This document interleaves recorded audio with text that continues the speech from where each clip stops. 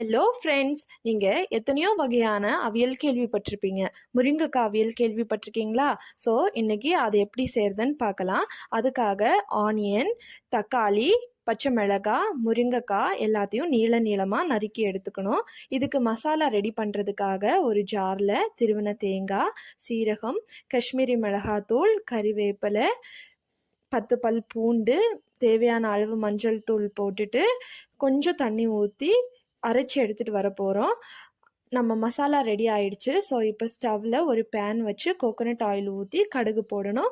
கடுகு முழுசாக வெடித்ததுக்கு அப்புறமா நம்ம நறுக்கி வச்சிருக்கிற வெங்காயம், கறிவேப்பிலை, பச்சை மிளகாய் போட்டு வெங்காயம் கண்ணாடி பதம் வர்றது வரைக்கும் நம்ம வதக்கி விடணும். தேவையான அளவு உப்பும் போட்டுக்கணும்.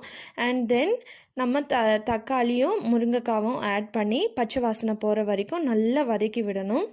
பச்சை வாசனை போனதுக்கு அப்புறமா நம்ம 2 மினிட்ஸ் லிட் போட்டு மூடி வச்சிடணும். 2 மினிட்ஸ்க்கு அப்புறமா லிட்டை திறந்துட்டு நல்லா திரும்ப வதக்கி விட்டு நம்ம அரைச்சி வச்சிருந்த மசாலா பேஸ்ட் போட்டு தண்ணி ஊற்றி கிளறி விடணும். இது வந்து ரொம்ப இம்பார்ட்டண்ட்டான ஸ்டேஜ். பிகாஸ் முருங்கைக்காய் உடையாமல் பார்த்து நிதானமாக கிளறி விடணும்.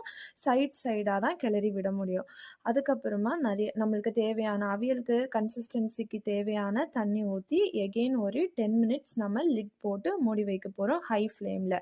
ஸோ 10 மினிட்ஸ் கழித்து லிட்டை திறந்து நம்மளுக்கு உப்பெல்லாம் சரியாக இருக்கான்னு சரி பார்த்துட்டு ஸ்டவ்வை ஆஃப் பண்ணிடணும்.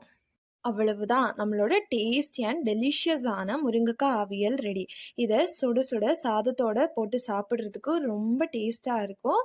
அண்ட் இந்த டிஷ் உங்களுக்கு பிடிச்சிருந்ததுன்னா லைக், ஷேர் அண்ட் சப்ஸ்கிரைப் பண்ணுங்கள். ஸோ இது மாதிரி வீட்டில் யார் யார் ட்ரை பண்ண போகிறீங்கன்னு சொல்லி எனக்கு கமெண்ட் பண்ணுங்கள்.